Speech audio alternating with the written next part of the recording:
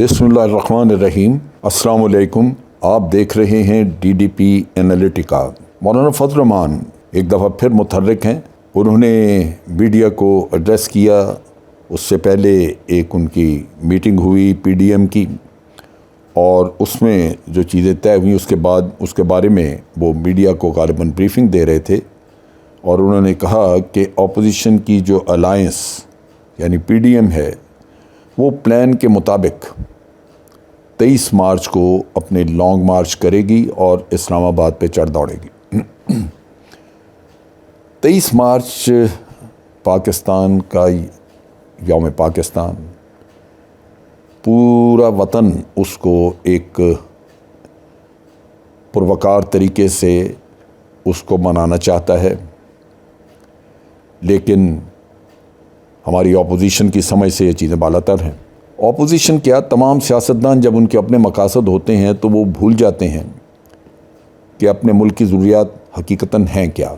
इससे पहले इमरान खान ने धरना दिया था, और उस धरने के वक्त कहा जाता है कि चाइना के प्रेसिडेंट शी जिनपिंग पाकिस्तान का दौरा करना चाहते थे, लेकिन पाकिस्तान में सियासी हालात को देखते हुए उन्होंने दौरा अपना मनसूख कर दिया। इमरान खान को उस वक्त सोचना चाहिए था, एक इम्पॉर्टेंट दौरा है, वो ना हो सका। कि सत्ता की बात दुरुस्त है ये मैं नहीं जानता, लेकिन उस वक्त की हुकूमत बार बार ये कहती रही कि शी जिनपिंग यहाँ आना चाहते हैं, लेकिन यहाँ पे इस्लामाबाद में हालात ठीक नहीं हैं सियासी एतबार से, क्योंकि PTI और मौलाना ताहिरुल कादरी की पार्टी वो एक धरना दे के बैठे हुए हैं, और पार्लियामेंट, प्राइम मिनिस्टर हाउस वगैरह सारे इनएक्सेसिबल है। फिर हमने देखा कि मौलाना फजल रहमान ने यहाँ पे धरना दिया इस्लामाबाद के बाहर। पूरी कौम की तवज्जो उस तरफ हो गई, और वो वक्त वही था जबकि भारत ने कश्मीर के मामले में वो फैसले किए जो आज दिन तक हमें काट रहे हैं।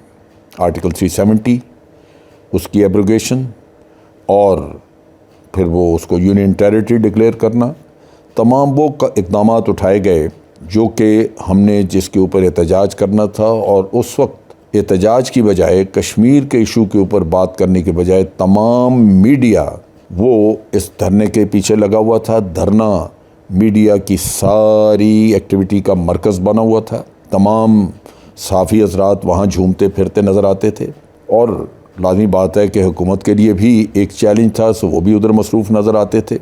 मौलाना जो कि ख़ुद कश्मीर कमेटी के 10 साल चेयरमैन रहे और एक पैसे तक का काम न किया, कश्मीर का नाम भी लेना उनके लिए गुनाह था। वैसे तो मैंने आज दिन तक उनके मुंह से पाकिस्तान जिंदाबाद का नारा भी नहीं सुना। काश कभी ये भी मौका आए कि वो पाकिस्तान जिंदाबाद उनके मुंह से सुना जाए, या कभी उनको देखा जाए कि कायद आज़म रहमतुल्लाह अलैह के मज़ार पे शायद फातिहा ख़ानी करें। वो भी उन्होंने कभी नहीं की। मेरी नज़र में तो कोई ऐसा एक भी काम मुझे ऐसा नज़र नहीं आता जो मौलाना ने पाकिस्तान की बेहतरी के लिए, खिदमत के लिए किया हो।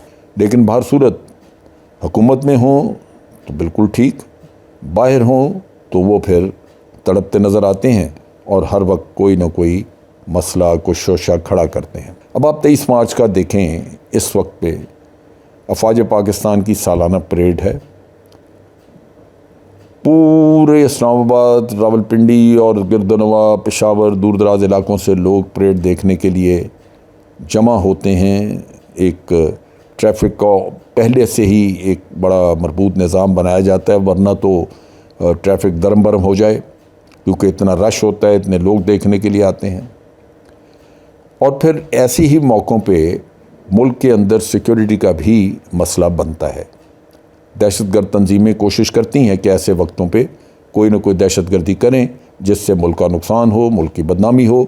लिहाजा इन हालात में आप सिक्योरिटी के इंतज़ाम भी इतने सख्त करते हैं कि लोगों के लिए इधर उधर आसानी से मूव करना वो मुमकिन नहीं रहता। ये भी कोशिश की जाती है कि इस्लामाबाद में उस वक्त पे बाहर से आने वाले लोगों को रोका जाए, ताकि उनकी आड़ में, उनकी साए में कोई दहशतगर्द लोग अंदर ना आ घुसें। सो एक आध दिन पहले से सख्ती कर दी जाती है। फिर ये कि उसी दिन OIC यानी ऑर्गेनाइजेशन ऑफ इस्लामिक कॉन्फ्रेंस, उनका भी यहाँ पे इजलास होगा।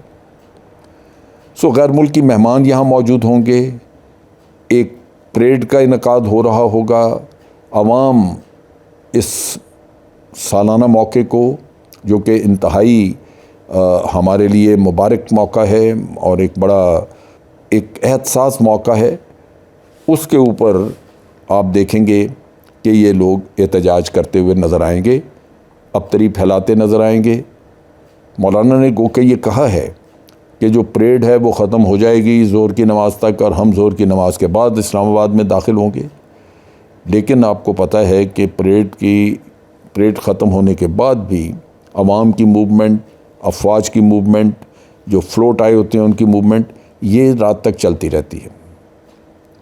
پھر ان اینی کیس OIC کے لوگ بھی یہاں پہ ہوں گے۔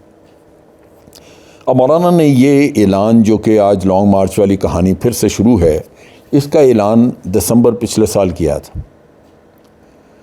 نام اس کا رکھا مہنگائی مارچ، اور مارچ کرنی ہے 23 تاریخ کو، احتجاج ہوگا 23 تاریخ کو مہنگائی کے اوپر۔ مہنگائی آج تھی، مولانا مارچ کی تاریخ دے رہے ہیں۔ کوئی ان سے پوچھے کہ آپ کس کو بے وقوف بنا رہے ہیں، پاکستان کے عوام کو؟ اگر مہنگائی اتنی عزیز تھی اور اسی پہ آپ نے بات کرنی تھی، اسی پہ، تو وہ تو دسمبر میں جب یہ مہنگائی کا قصہ ہوا، جب مہنگائی بڑھی، تو آپ اسی وقت بات کرتے۔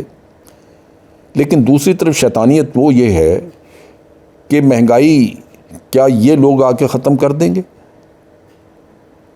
جب مہنگائی کے عوامل اس قسم کے ہیں کہ وہ اس ملک میں نہ تو پہلی پولیٹیکل پارٹیز کو ختم کر سکتی ہیں، نہ یہ پارٹی ختم کر سکتی ہے، اور آپ صرف اس لیے کہ آپ اپنے اس حکومت کے لیے آپ ایک تلاطم پیدا کرنا چاہتے ہیں اور خود چاہتے ہیں کہ کسی طرح آپ کو اقتدار پکڑا دیا جائے اور پھر آپ مزے لوٹتے رہیں۔ آپ ہر حکومت کا حصہ رہے ہیں۔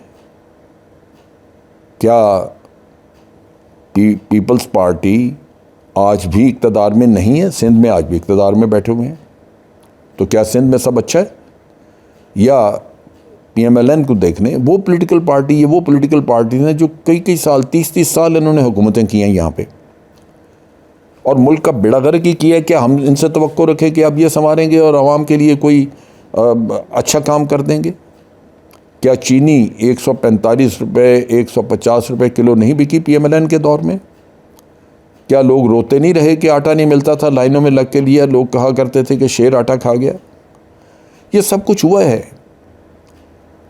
عوام کو صرف بے وقوف بنانا، عوام کے دکھوں کے اوپر، عوام کے زخموں کے اوپر نمک پاشی کرنا، یہ کہاں کی شرافت اور کہاں کی انسانیت ہے؟ آپ عوام کا نام یوز کرتے ہیں اور پھر اس کو استعمال کر کے اور آپ اپنا الو سیدھا کرنا چاہتے ہیں۔ ملک کے حالات پہلے ہی مختلف وجوہات کی بنا پہ ہمیں مسائل ہیں، لیکن خدا را مزید مسائل نہ پیدا کریں۔ آپ کوشش کریں کہ عوام کو آپ ریچ آؤٹ کریں، عوام کو اپنی طرف سے بتائیں کہ آپ کے پاس کیا اسٹریٹجی ہے، تاکہ وہ کل اگر آپ کی اسٹریٹجی اچھی ہے، آپ عوام کو کچھ سہولت دے سکتے ہیں، تو عوام آپ کی طرف آئیں۔ لیکن ہر وقت انتشار پیدا کرنا، کیا یہی ذمہ داری ہے ہمارے سیاستدان کی؟ یہ لانگ مارچ، جلسے، شارٹ مارچ، دھرنے تباہ کر کے رکھ دی ان چیزوں نے۔ حکومت نے درخواست کی تھی مولانا سے کہ آپ مہربانی کر کے اس تاریخ کو بدل دیں، اور کسی بھی اور تاریخ پہ آپ رکھ کے اگر لانگ مارچ کرنا ہے کریں، جو بھی آپ کرنا چاہتے ہیں۔ اگر آپ تاریخ نہیں بدلیں گے تو پھر اگر حکومت نے کوئی سختی کی، اس میں کوئی راستے روکے گئے، شہر کو سیل کیا گیا، پھر مشکلات پیدا ہوں گی، پھر رنجشیں پیدا ہوں گی کہ ہمارے ساتھ زیادتی ہو گئی۔ تو یہ وہ چیز ہے جو کہ حکومت کو جو کہ اپوزیشن کو سمجھنی چاہیے تھی، اور اس میں کوئی کسی پہ حکومت پہ احسان نہیں ہے، یہ آپ کے ملک کا ایک مسئلہ ہے، ملک کے لیے آپ کی ذمہ داری ہے کہ آپ ایسے موقعوں پہ جو کہ اچھی طرح ملک کے اتحاد کے لیے استعمال ہونے چاہیے، اس میں آپ آ کے انتشار پیدا کریں۔ یہ کوئی تک کی بات نہیں ہے۔ بالکل آج مہنگائی بھی ہے، آج اور بھی کئی مسائل ہیں، مولانا نے کئی اور مسئلوں کی بھی ذکر کیا، اسٹیٹ بینک کے بارے میں کہا، ٹھیک ہے بالکل، یہ پارلیمنٹ میں آپ اٹھائیں چیزیں. آپ نے کہا کہ انہوں نے منی بجٹ پاس کروا کے تو زیادتی کی، اس سے مہنگائی بڑھے گی. بالکل آپ ٹھیک کہہ رہے ہیں کہ مہنگائی بڑھے گی، لیکن اس کا طریقہ یہ نہیں ہے. اگر آپ جا کے اسلام آباد کو بند کر دیں گے تو آپ کا کیا خیال ہے کہ منی بجٹ واپس ہو جائے گا اس سے؟ یہ صریحاً زیادتی ہے ملک کے ساتھ، اور خاص طور پہ ایسے موقع پہ جو کہ قطعاً بھی مناسب نہیں کہ اس کے اوپر احتجاج کرتا ہوا کوئی نظر آئے. ہمیں میرا خیال ہے اپنے اعمال، اپنے اقدامات پہ غور کرنا چاہیے، سوچنا چاہیے، اور صرف وہ قدم اٹھانا چاہیے جو آپ کے ملک کے مفاد میں ہو، نہ کہ آپ انتشار پیدا کر کے اپنا الو سیدھا کر کے یہ ہمیں میسیج دیں کہ آپ ہماری ہمدردی میں یہ کام کر رہے ہیں. یہ قطعاً مناسب نہیں ہے. آج کے لیے اتنا ہی. افواج پاکستان زندہ باد، پاکستان پائندہ باد.